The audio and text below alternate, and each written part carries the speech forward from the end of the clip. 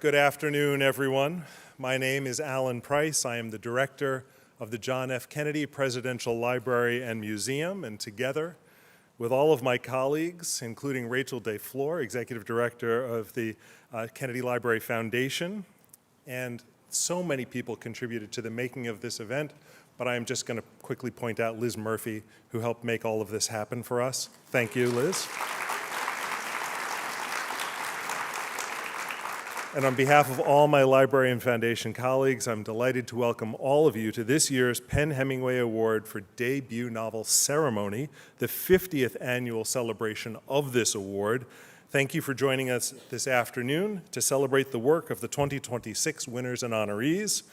And to open, I humbly begin with a land acknowledgement to recognize that the land on which we stand and sit was once stewarded by indigenous peoples, and this is an institution that preserves history, makes history accessible, and challenges all Americans to engage in the civic opportunity and struggle of helping the nation grow ever closer to the noblest ideals of its founding.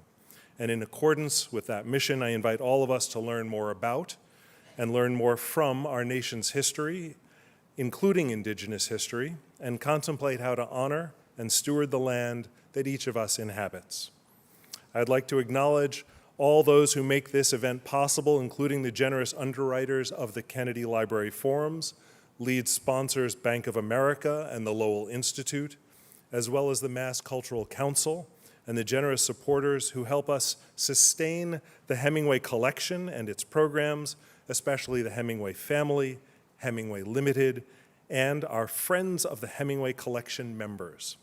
We're very pleased to be collaborating in co-presenting this afternoon's ceremony in conjunction with the International Hemingway Foundation and Society. We are grateful, as always, to the Hemingway family for their continued support of our Hemingway programs, to PEN Faulkner for their work administering the award, and to the distinguished judges for their work in creating these 2026 awards. We're thrilled to have members of the Hemingway family joining us here, virtually and watching online. We dearly miss Ernest Hemingway's late son, Patrick, who, with his late wife, Carol, were long the vanguard of support for the Ernest Hemingway collection that resides here in the John F. Kennedy Presidential Library and Museum.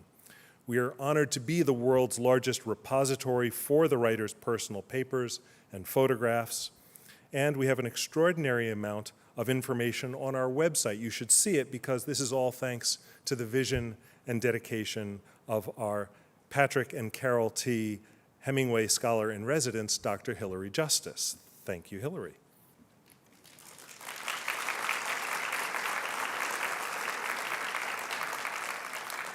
For decades, Patrick's annual readings from his father's works at the PEN Hemingway ceremony were a real pleasure for us here at the library. And in recent years, Dr. Seán Hemingway, the writer's grandson, and his wife, Dr. Colette Hemingway, have taken up this mantle. Thank you very much.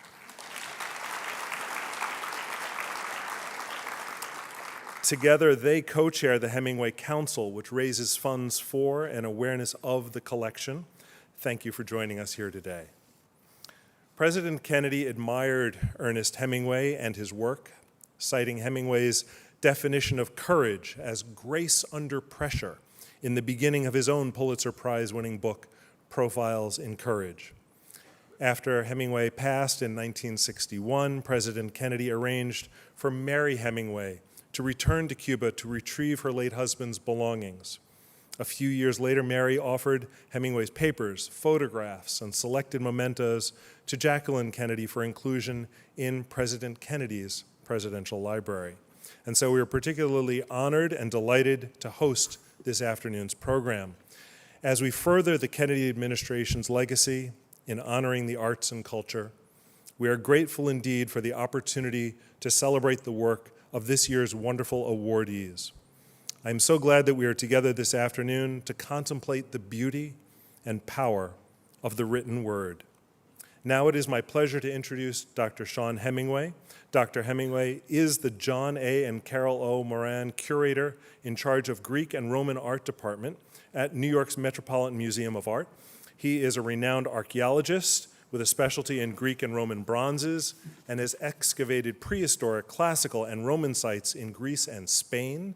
He received his doctorate from Bryn Mawr College, studied as a Fulbright scholar at the American School of Classical Studies in Athens, which I just visited like 3 weeks ago, and has been a visiting curator at the American Academy in Rome. He is the author of numerous scholarly publications, including The Horse and Jockey from Artemisian, a bronze equestrian monument of the Hellenistic period, and the novel The Tomb of Alexander. He is also editor of the Hemingway Library editions of Ernest Hemingway's works. Please join me in welcoming Dr. Hemingway to our stage.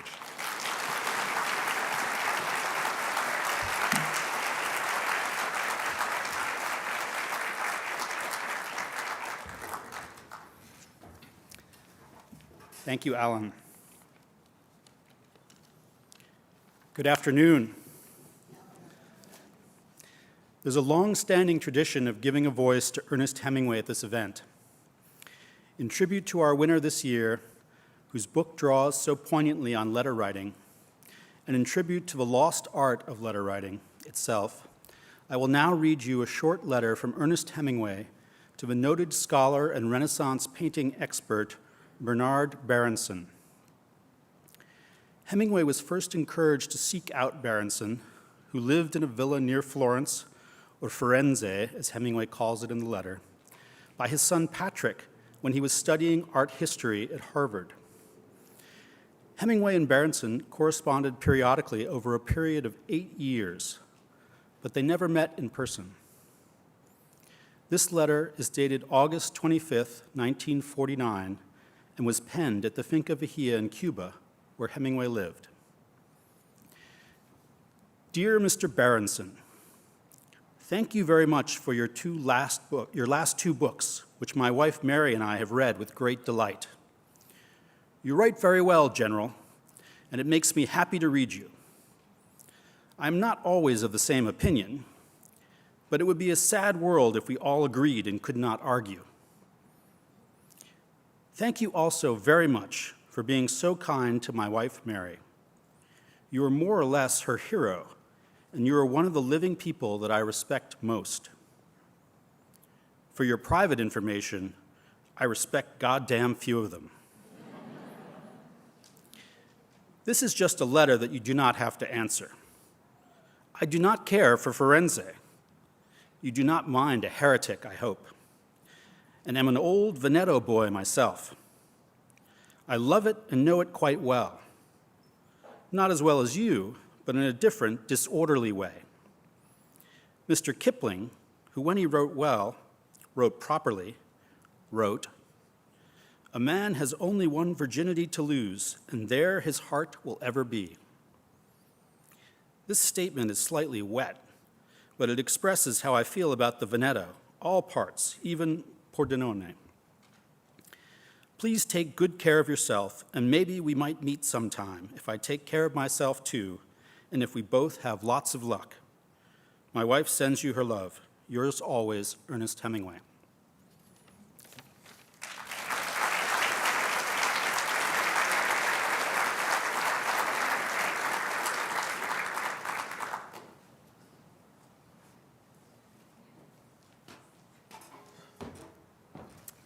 Good afternoon. Thank you, Seán, for that wonderful reminder that Hemingway's letters are also a wonderful part of his literary legacy. Some of you who know me know I'm a fan of his letters. I'm Verna Kale, president of the Hemingway Foundation and Society, and we are a nonprofit literary organization that's open to the public, so you are all welcome to join it if you would like. I want to thank everyone in the audience today, here in person in Boston, and also those of you joining us online. The PEN Hemingway Award is, this award ceremony is always a special celebration, but this year especially because this is the 50th anniversary of the award.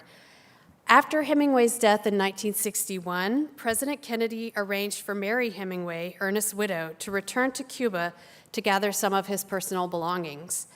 Most significantly for us, this included Hemingway's papers. And in 1980, Mary, along with Hemingway's son Patrick, dedicated this collection here in the newly opened JFK Library. This is also when the very first meeting of the Hemingway Society occurred. I was just a baby at the time, but I have heard the lore, and the meeting happened, right out there in the harbor on Thompson Island. And today we also remember with gratitude the contributions of Patrick Hemingway and his wife, Carol. Patrick passed away last year. One of the earliest and most important missions of the Hemingway Society has been the PEN Hemingway Award. And if you're doing the math, then you know that the award actually predates the society. Each year, this award honors a debut novel of exceptional merit by an American author. I'm delighted to congratulate this year's winner, Virginia Evans, and this year's finalists, Susanna Kwan and Maggie Su. It's not a prerequisite of the award, but I find it fascinating that several of this year's finalists made reference to Hemingway in the texts of the novels. I thought that was really, really neat. But I think it's fair to say that all contemporary literature has been touched by his influence in one way or another. However, each of these books is truly remarkable in its own right, and I am just thrilled to be sharing the stage with all of you today as we honor your amazing talent. I want to extend some thanks to this year's award judges, Rachel Beanland, Dion Irving, and Taimur Sumro. I want to thank Alice McDermott for writing a wonderful keynote that Alan Price will be sharing with us. And I would like to thank Seán and Colette Hemingway, the entire Hemingway family, the John F. Kennedy Presidential Library and Museum, in the John F. Kennedy Library Foundation, including Liz Murphy and Hillary Justice for their work in organizing today's event, and Caitlin Adelsberger and the Ucross Foundation, which provides a writer's residency to all of the finalists of the award. I especially want to thank Penn Faulkner, our partner in administrating this award. They've done a terrific job this year, as you can see from the truly wonderful slate of books that were selected as semifinalists and ultimately as finalists. This is our first full year partnering with Penn Faulkner, and we look forward to many more years of celebrating excellence in American literature. At this time, please join me in welcoming Gwydion Sullivan, the Executive Director for the Penn Faulkner Foundation.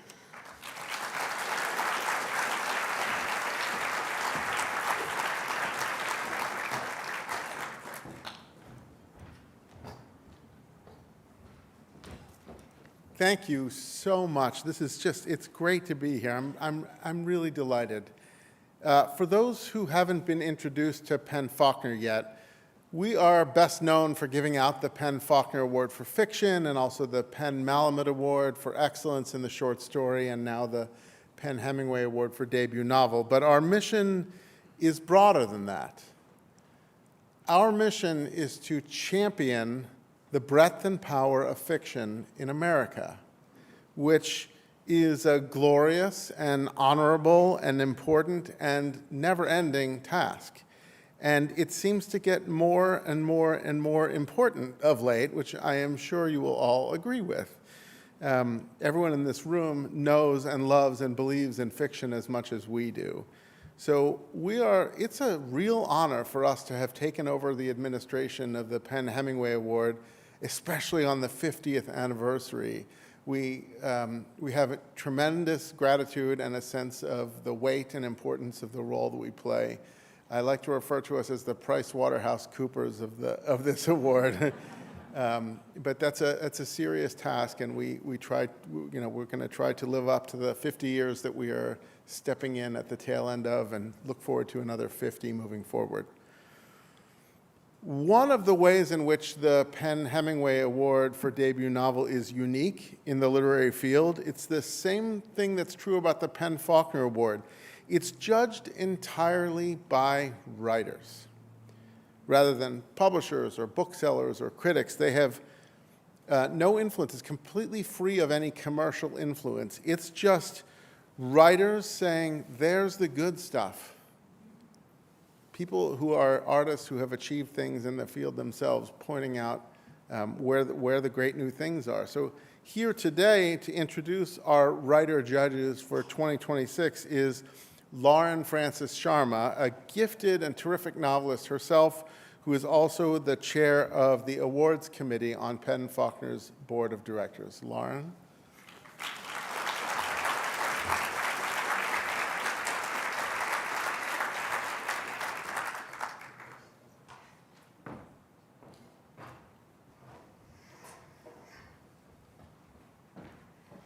Hello, what a wonderful afternoon. I'm very excited to be here.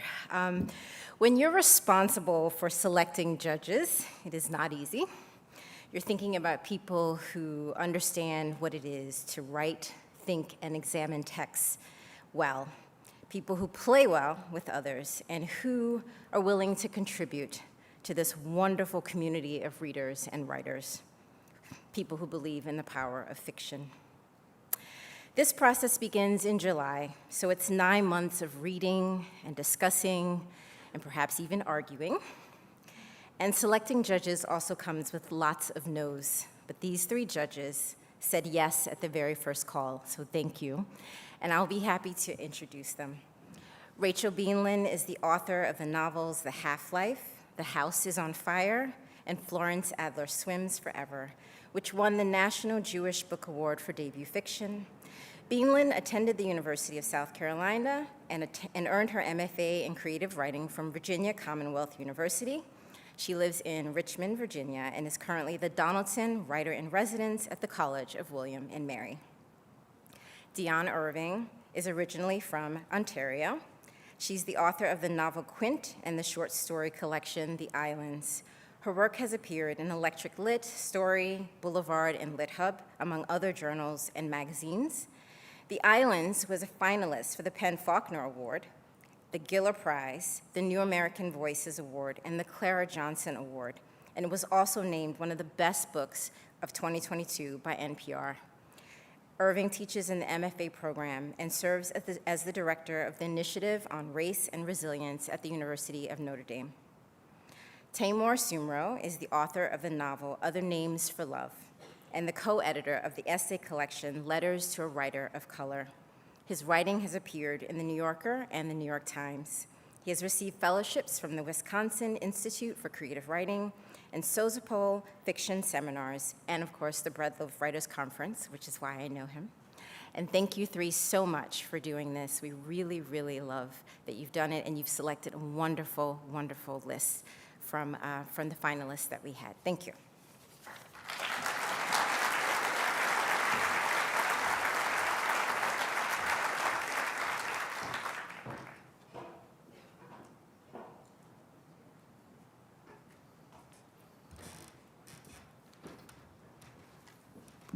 So my name's Dionne Irving, and I'm excited to introduce Susanna Kwan's Awake in the Floating City.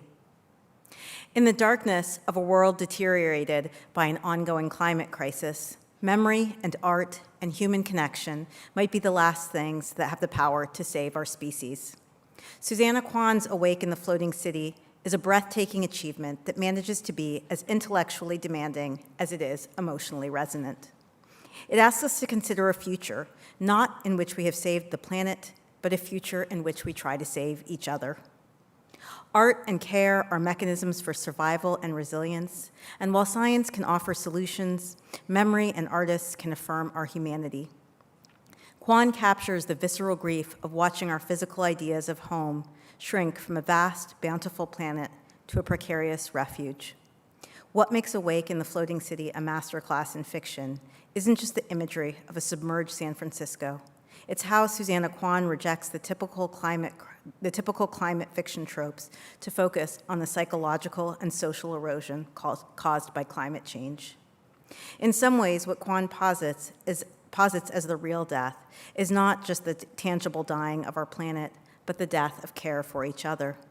The story deconstructs the traditional nuclear family, exploring how kinship evolves when survival is no longer guaranteed. It examines the friction between blood ties and the tribes we form out of necessity, asking hard questions about loyalty and who we choose to save when resources dwindle. The preservation of memory is a resource as vital and tactile as any other. And this novel, like the art it presents on its pages, is a testament to a future that will only continue if we continue to be invested in those oldest desires that are fundamentally human, the desire to express and create. From the earliest cave painting to the projections that Beau creates in Awake in the Floating City, art will be the thing that sustains us. The judges were drawn to so much of Kwan's lyrical language, the scope of the novel, and the story that, while expansive, remained grounded in the messy reality of the human experience. It is a story about the resilience of humans and that our survival, while not guaranteed, can be maintained through memory, art, and love. Which at the end of the novel, Kwan projects a future hovered, soaked through with memory between the buildings and beyond. Thank you.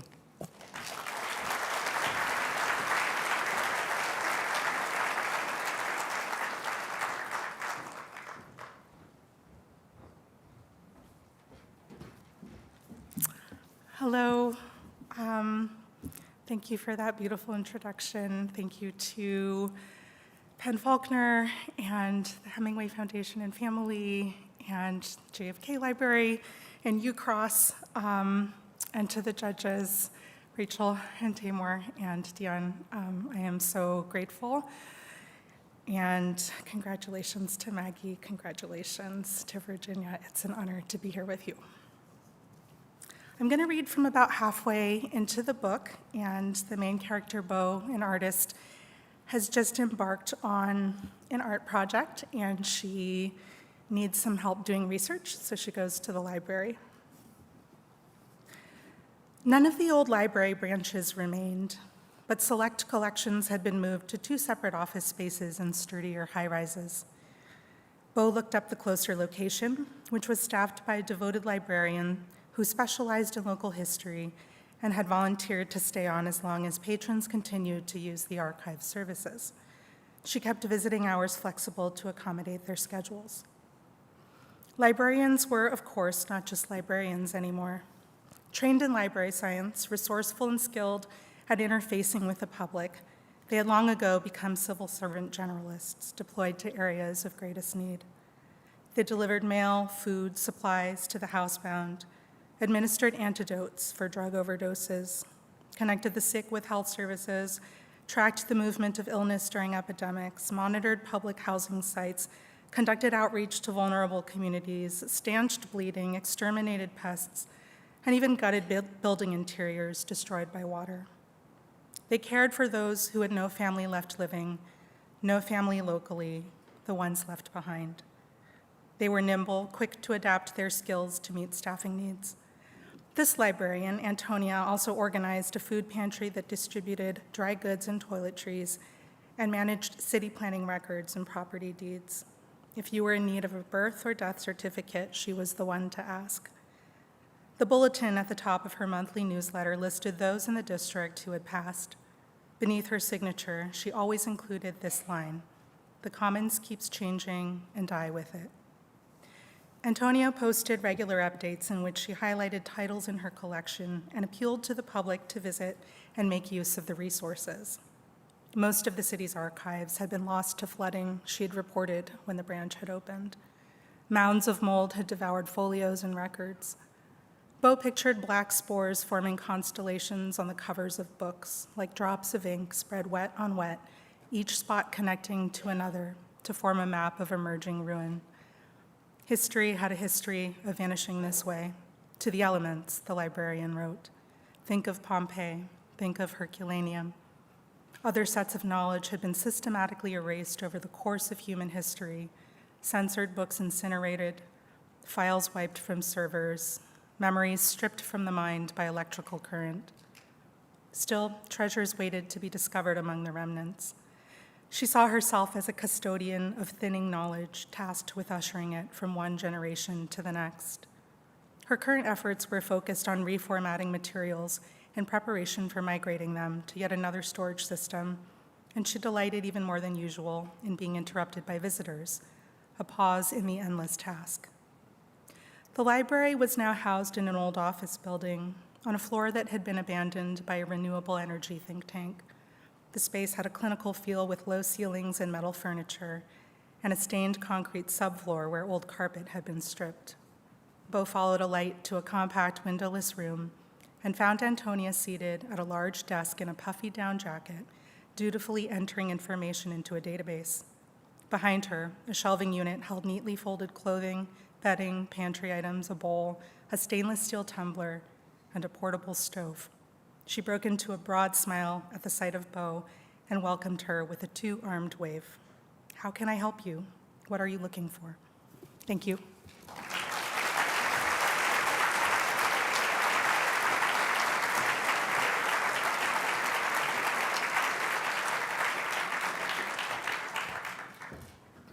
Hi. That was such a beautiful reading. It's such a privilege to be here and an honor to introduce Maggie Su and her brilliant novel, Blob. Blob and its spiky protagonist charmed me. It is such an irreverent novel. It applies such care, such rigor, such tender insight to a story that might, at first glance, seem really quite whimsical. A young woman discovers an amorphous blob outside a bar, takes it home, and transforms it into her ideal partner. It's that chiaroscuro of light and dark, funny and serious, tender and acerbic, that makes Blob so beguiling. It's very weird, but it's also very familiar, partly because it engages with familiar tropes, fairy tales, genre fiction, Frankenstein, amongst others. It's written with a ton of style, and it speaks so intelligently about how difficult it can be to love, about how complicated desire can be. Desire is never benign, Blob tells us. It's never apolitical.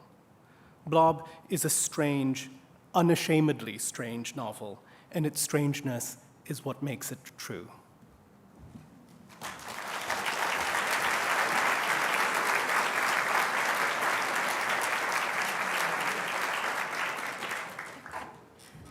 Thank you so much. That was so beautiful. And thank you to the judges. We were talking in the car, and we said these judges must have had the biggest heart to pick these three books, because I think they offer a lot of hope.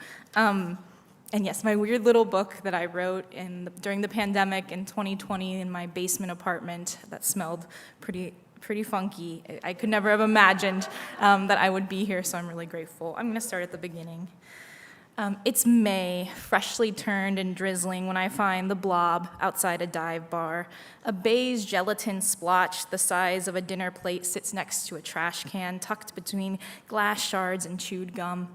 It reminds me of the slime I made as a kid with my brother, a concoction of Elmer's glue, baking soda, shaving cream, contact lens solution, food coloring, and water. Before Alex abandoned me for the neighborhood boys with their N64s and X-Men cards, we spent hours sticking it on each other and peeling it off. "You're a monster," we would say. The blob looks like those times when we made the mixture too liquidy and the whole thing slipped from our hands and disintegrated on the kitchen floor. I bend down to get a closer look and make out a mouth and eyes. Its lips form a downturned crescent moon, an exaggerated frowny face. Two beady black eyes look up at me, no eyelids. "Shit," I say. "This thing isn't slime." I take a picture of the creature on my phone, reverse search the photo, and an animal called a blobfish appears on my screen. There are some similarities. It's about 12 inches long and seems to lack bones and teeth. The problem is, blobfish are native to Australia and live 1,000 meters underwater. It shouldn't be in a landlocked Midwestern college town. I shiver through my jacket. The street behind me is empty. It's too early for Friday revelers. A knotty branch sticks out from the bushes and I grab it. Without questioning my instinct, I return to the blob and extend the stick. Gently, I poke. The wood meets flesh without any resistance. I push deeper and the stick glides through the blob. I've gone too far and made myself a blob kebab, but when I pull back, I was really proud of that when I wrote it. There's no puncture wounds. I poke again and see the blob flinching away from the intrusion, forming a tunnel of open space to avoid the stick. I stumble back, regretting my encroachment. What are you? I ask. I receive no response. I'm going to skip so we get more blob. A safe distance from the blob, I scroll through my phone looking for answers. One 2013 poll named the blobfish the ugliest animal in the world, beating out the aquatic scrotum frog and pubic lice. Another news item corrects the ugliest misconception. It turns out that the infamous photo of the grumpy-looking goo is a dead blobfish. At its normal depth, the blobfish looks like any other bony fish. It's decompression damage that makes it ugly. The pressure difference when the fish is dragged up thousands of meters to the surface is 200 times what a human would experience if they were blasted out of the airlock of a spaceship. The fish doesn't stand a chance. It unspools. I step closer to the blob and watch its body slowly rise and fall, definitely alive. I'll stop there. Thank you.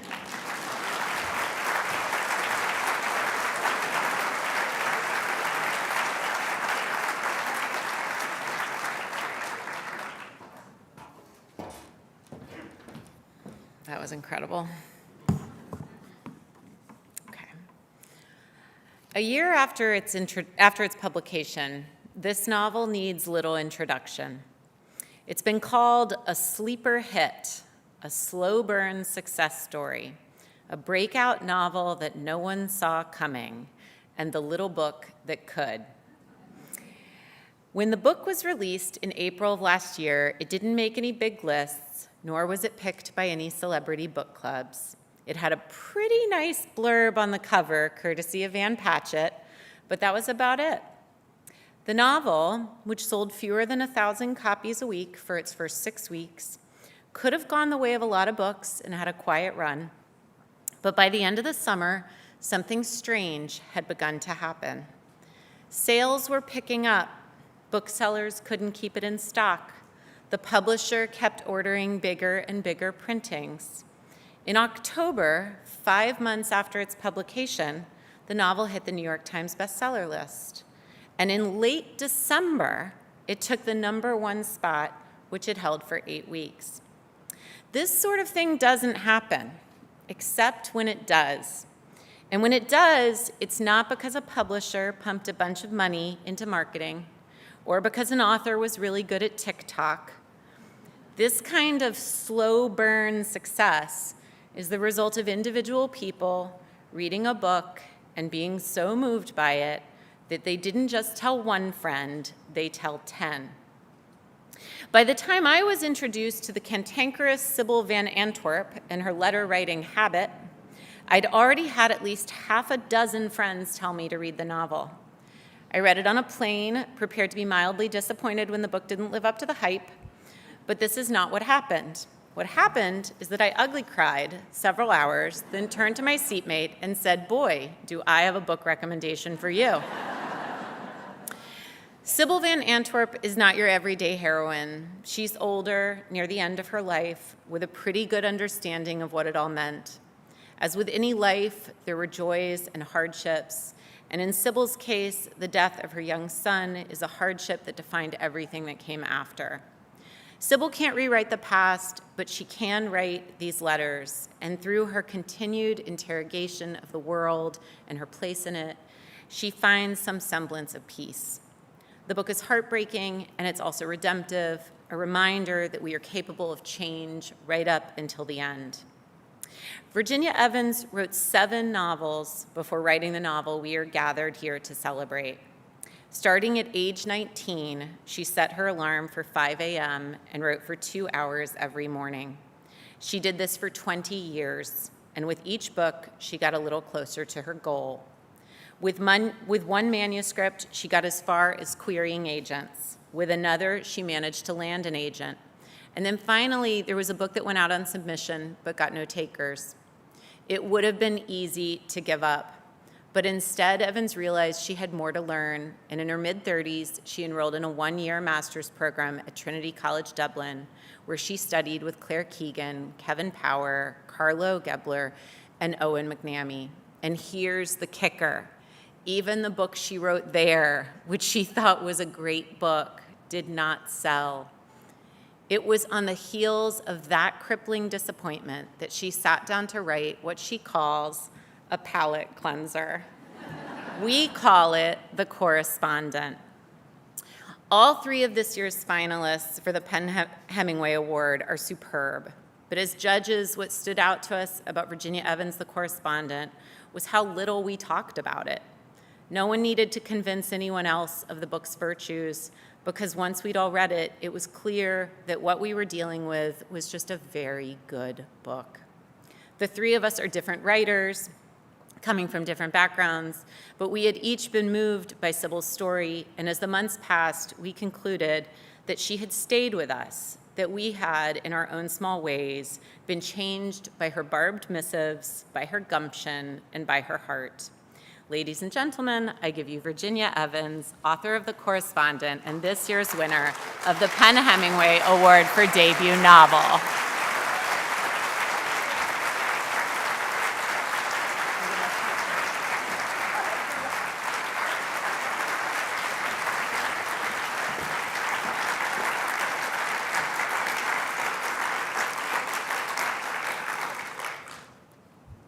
I think I'll just read, but I'm very grateful.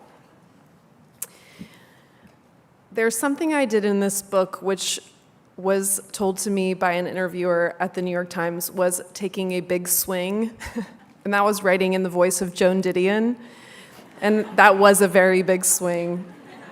It worked out, but this is a letter that Sybil is writing to Joan Didion. Miss Joan Didion, 30 East 71st Street, Suite 5A, New York, New York, 10021, November 14th, 2012. Dear Joan, thank you for your letter, which did arrive as you'd intended on the 7th of November. It was very good of you to remember that. You asked how long ago Gilbert had passed away, and this past July, it was 39 years. He would have turned 9 the November 7th following. Do you know I had to sit down and do the math again, and that made me feel bad. I feel it's something I should know immediately, and it's a bit like disrespect that I don't. Another way of punishing myself for the rest of time. In response to your second, more complex question, I've sat and thought for nearly a week. How does it all feel to me now? I suppose there is this one part of it, which is Gilbert has never left me, and the circumstances of his death have never for one day diminished. And as I age, it feels so strange that the majority of people with whom I come in contact don't have the slightest inkling that he ever lived. I had him for so much less time than I've lived without him, and yet his presence is enormous, though I keep it to myself. It is as if I have swallowed a hot air balloon, but try not to let on. There is an articulation of life one hears again and again. People will say, oh, this is only a season. You know what I'm referring to, don't you? I mean how if someone is in difficulty, they'll say, it's only a season. Or if someone is having a new baby and in the sleepless nights, an older woman will comfort with this idea that the expanse of time is a season.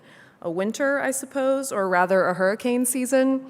And the season will change eventually to something sunnier. I take issue with this. There are, by definition, 4 seasons that repeat in measured pattern year after year. As there is no such rhythm in the human life, I have to think that when it comes to seasons, we all get one round. We are born and grow through childhood in spring. We live those glorious, lively, interesting years of our 20s, 30s, 40s in summer. We settle into ourselves in autumn, that cool but not yet cold time, rich and aromatic. And in winter, we age brutally and die. One turn of the seasons per person, unless it's cut short, like it was for Gil, and like it was for Quintana Roo, that was Joan Didion's daughter. I suppose on this schedule, we'd say your John had made it to fall, and my mother died in summer. But I think of life rather like a long road we walk in one direction. By and large, a lonesome walk out in the wildness of hills and wind, mountains, snow. And sometimes there is someone to come along and walk with you for a stretch. And sometimes, this is what I'm getting to, sometimes you see in the distance some lights and it heartens you, the lone house or maybe a village, and you come into the warmth of that stopover and go inside. Maybe you have a warm supper and stay a night, or maybe you stay there a few years. I had one of those stopovers when the children were young, just before Gilbert died, and Don and I were happy, even though I didn't know it was happiness at the time, because it felt like busyness and exhaustion and financial stress and self-doubt. But Gilbert's death was a swift ejection back out onto the loneliest, bitter stretch of road, and that is the bone-crunching grief. I'm not saying I've not come in from the wind a few more times in my life. I have. And of course, I have my other children, and they have been a joy and comfort. I'd like to say they were enough, but it wasn't enough. And that is another avenue of grief. But anyway, my point is, I tire of people speaking of seasons as if you can count on 3 months of winter turning out 3 months of summer on repeat. It's not so. The stretches on the high wind-blown road are far commoner than the stopovers in comfort. And aren't we always trying to get back to the happier times? I think that is what it feels like with Gil. I've spent my life trying to get back to having him, even though I know I cannot. I understand perhaps you are asking how the grief wears over time, partly from a place of kindness and partly, on the other hand, from a place of self-preservation, and understandably so, wondering what you should expect in your own situation of hell. Perhaps reading this, you would like to think you will fare better than I have fared, and perhaps you will. In any case, I wish I could say after all this time it's easier, but it's not easier. I do have longer stretches, though, when Gilbert doesn't come to mind, and that is a relief, I suppose. This time of year, though, with the trees fully bare and the leaves collecting in drifts, the sky rather endlessly gray, the expanse of now through to the end of the holidays is abhorrent to me. I hold my breath and wait for January. I barely decorate. A few lights in the windows is all I can muster. Do let me know how you're getting on with your own life and work, and how you are feeling, your own musings, anything, when you have time. I'll look forward to your next letter. With very warm regards, I write, Sybil. Thank you.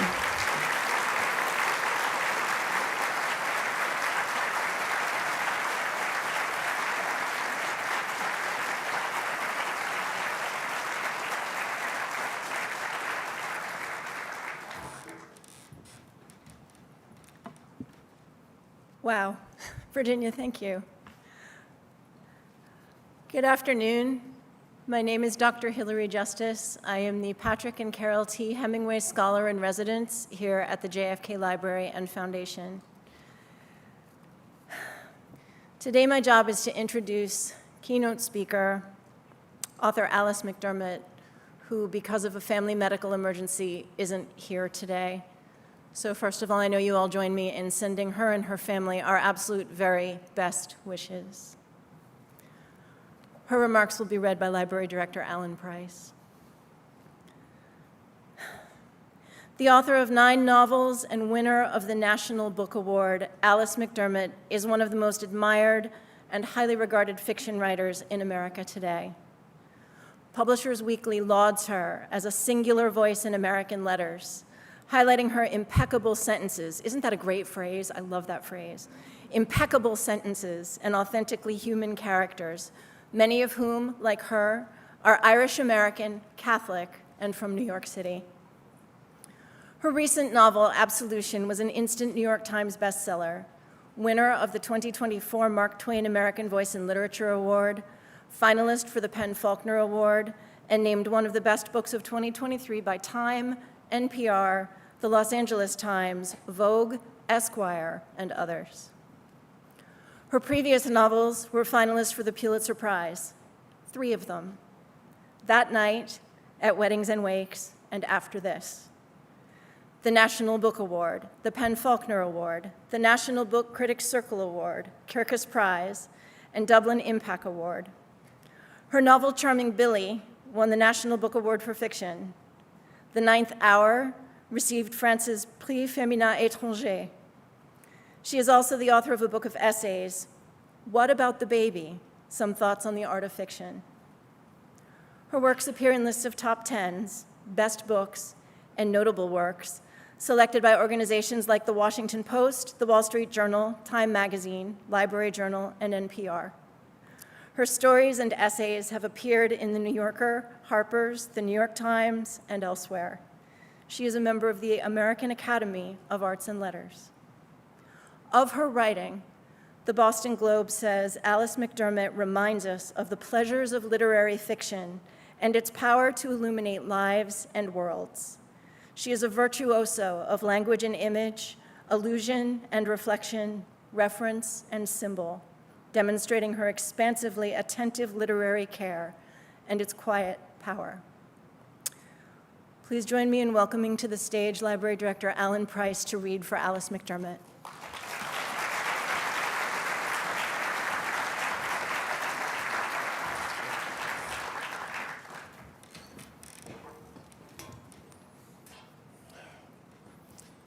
I am not Alice McDermott.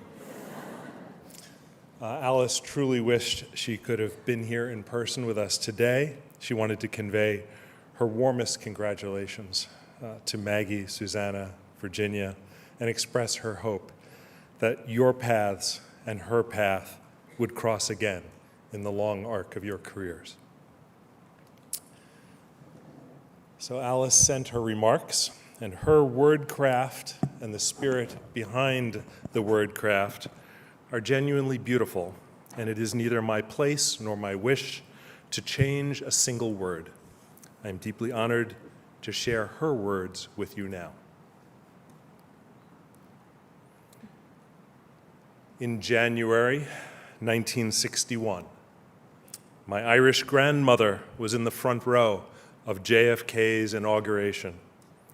She had traveled with her eldest daughter by train from Brooklyn the night before and had arrived at the Capitol bright and early that morning. Famously, there was a blizzard the day they made their way to Washington, and the temperature on January 20th was in the low teens.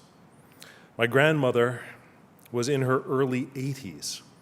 She was there for the entire ceremony. The poem recited by Robert Frost, the historic inaugural address, the swearing in, hail to the chief, and when she returned to Brooklyn, she assured everyone who asked, and even some who failed to ask, that she never felt the cold, not a bit of it. I tell you this not to assure you of my own Irish-American JFK bona fides, but rather as we gather to greet these three novelists at the beginning of their careers, careers which, as Emerson said to Whitman, yet must have had a long foreground somewhere for such a start. I recall my grandmother's trip to D.C. as a way to invite you to consider for a moment the notion of transcendence. It is perhaps an increasingly antique notion, as far flung from our current state of letters as those two transcendentalists themselves, Emerson, Whitman, are from today's influencers and Instagrammers and TikTokers, or maybe as far from the soaring rhetoric of JFK's inaugural speech as is our present tweet-brained public discourse. But I don't know how to celebrate the wonder, the delight of the literary art, the delight of incomparable things said incomparably well. That's Emerson to Whitman again, without mentioning what seems to me the most astonishing aspect of that art, the opportunity to experience, through words alone, something of transcendence, by which I mean those moments in our reading lives when we feel we are in the presence of something shared, essential, breathtakingly true. Those moments when we recognize that We have always known about our mortal existence, about what it is to be human, even as we understand simultaneously somehow that this knowledge would have eluded us completely if we had not encountered it in this particular work of literature.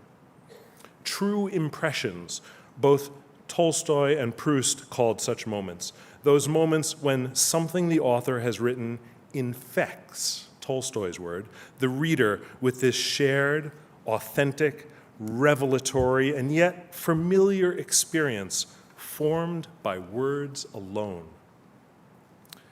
There is one indubitable indication distinguishing real art from its counterfeit, Tolstoy wrote, namely the infectiousness of art. If a man, without exercising effort and without altering his standpoint on reading, hearing, or seeing another man's work, experiences a mental condition which unites him with that man and with other people who also partake of that work, then the object evoking that condition is a work of art. And however poetical, realistic, effectful, or interesting a work may be, it is not a work of art if it does not evoke that feeling, quite distinct from other feelings of joy and of spiritual union with another and with others. Hemingway wrote about discovering the sequence of motion and fact which made the emotion, and which would be valid in a year or 10 years, or with luck, and if you stated it purely enough, always. And Saul Bellow said this: the essence of our real condition, the complexity, the confusion, the pain of it is shown to us in glimpses. This essence reveals and then conceals itself. But we never seem to lose our connection with the depths from which these glimpses come. A novel, he said, moves back and forth between the world of objects, of actions, of appearances, and that other world from which these true impressions come, and which moves us to believe that the good we hang on to so tenaciously in the face of evil, so obstinately, is no illusion. Transcendence, or if you prefer a more grounded, more embodied notion, Nabokov said that for the wise reader who reads the book of genius not with his heart, not so much with his brain, but with his spine, those transcendent true impressions will be identified by a telltale tingle.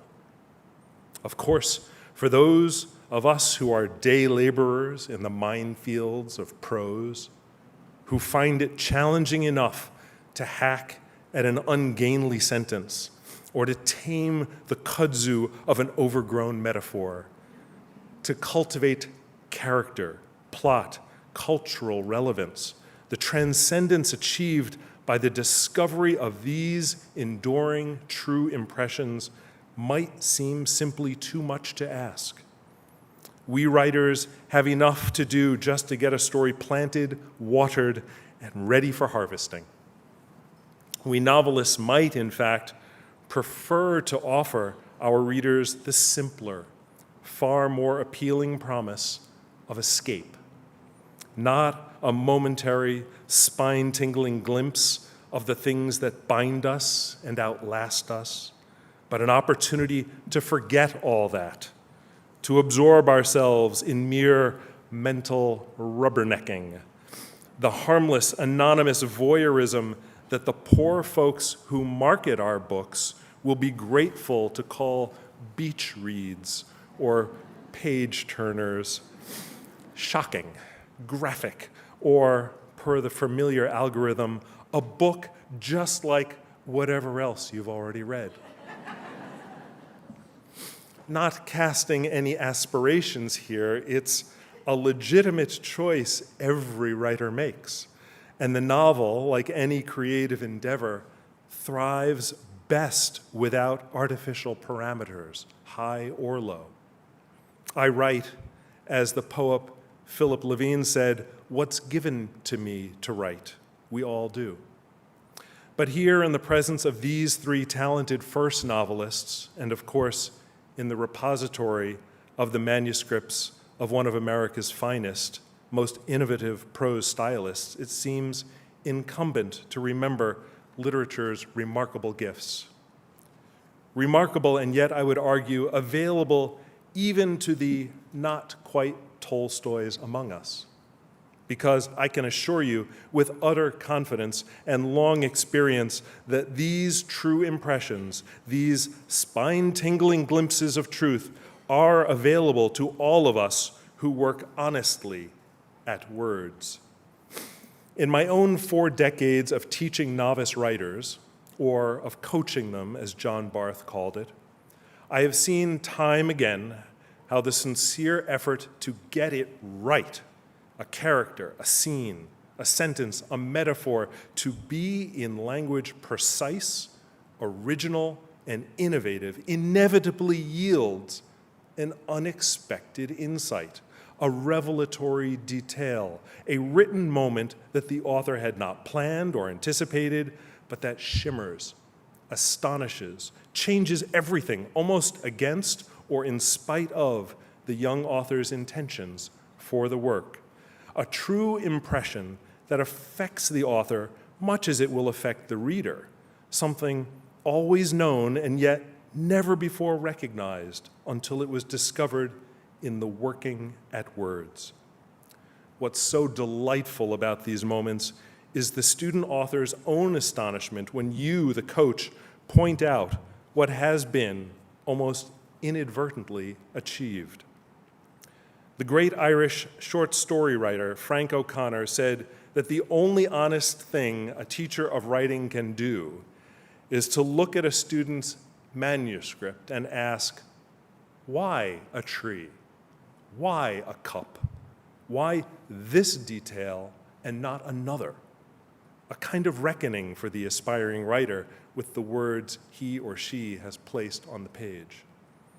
And it is this simple reckoning and sorting and discarding, something like what Hemingway himself called this good and severe discipline, that so often opens the young writer's eyes to the unconscious intention behind the choice, the meaning behind what at first seemed arbitrary, a careful reckoning that moves the fiction towards connectedness, E.M. Forster's demand, the connectedness that is essential to any carefully composed work of art. Why this and not this? Where all is choice, why this choice? What does it mean? I just put it in there, the astonished student writer will tell you. But now that you mention it, I see how it connects to everything in the story, how essential it is. It's the story revealing itself to you. I've been known to tell these gobsmacked writers, it's your own unconscious understanding of the piece making itself known through your working at words. I've often taken the opportunity at such moments to extol the wonder of language itself, pointing out to the apprentice writer that for every one of us, the thoughtful use of language is always unique if we leave AI out of the equation. Always a product of who we are, how we attained language in the first place, who leaned into our cribs or bounced us on a knee, who preached to us or lectured us or yelled at us from a window, and more. How we write is also a result of how our language has been nurtured through our lives, with reading, with music, with conversation, with eavesdropping. If you leave AI out of it, you will discover, as I have discovered in 4 decades of teaching, that no two human beings will compose a sentence or a story or shape a metaphor or recount a dialogue in exactly the same way. And so I have been known to tell my students to discover a meaning in your own work that you did not precisely place there is only a result of the writing process. But if I really want to freak them out, I'll say, actually, it's the divine spark. It's the hand of God. Here's Bello again, the sense of our real powers, powers we seem to derive from the universe itself, also comes and goes. We are reluctant to talk about this because there is nothing we can prove, because our language is inadequate, and because few people are willing to risk talking about it. They would have to say, there is a spirit, and that is taboo. I suppose, finally, that this is what I mean by the sense of transcendence literature can provide. I mean, there is a spirit. I mean, in the best writing, there is always a momentary glimpse, perhaps a latent memory, of the glory of creation, a true impression of what we all somehow share as mortal creatures on a spinning planet, the fleeting glimpse of what we already know, the sense of our connectedness, of what endures. My Irish grandmother left Bundoran just before the turn of the last century. She was alone, 17 or 19, depending on how she told the story.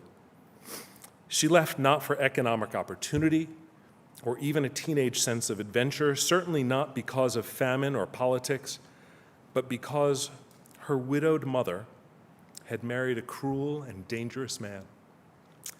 Incentive out of a fairy tale. She went to Philadelphia first, where she had some distant relatives, and then made her way to New York. She worked as a cook and a housemaid. She married another Irish immigrant and settled in Brooklyn. One by one, she brought her siblings and step-siblings to America, away from that terrible man. She was pregnant with her fourth child when her husband was killed in an industrial accident. That child was a toddler when she adopted her younger sister's baby, a beloved younger sister who had died in the flu epidemic 3 months after giving birth to my mother. Surely all of this, in the way of Hemingway's famous iceberg metaphor, was stored in the invisible heart of the old woman who sat in the first row of JFK's inaugural. All of it transcended. The griefs of the past, no less than the tragedies to come, transcended, not escaped, not forgotten, certainly not redeemed, in that hour of pride and hope and wonder, of joy and spiritual union, and yes, of words, of incomparable things said incomparably well. An hour in which she never felt the cold, not a bit of it.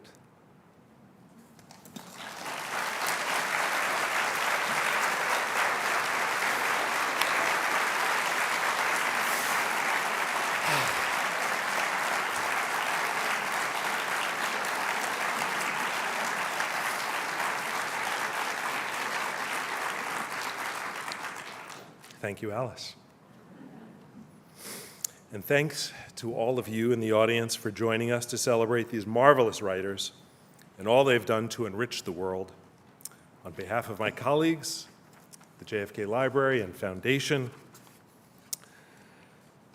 the International Hemingway Foundation and Society, Penn Faulkner, the Hemingway family, and all our honored guests, thank you so much for coming today. This concludes our awards program, and it now gives me great pleasure to invite those of you who are here in person to the lobby outside this room to this year's awards reception. So thank you very much.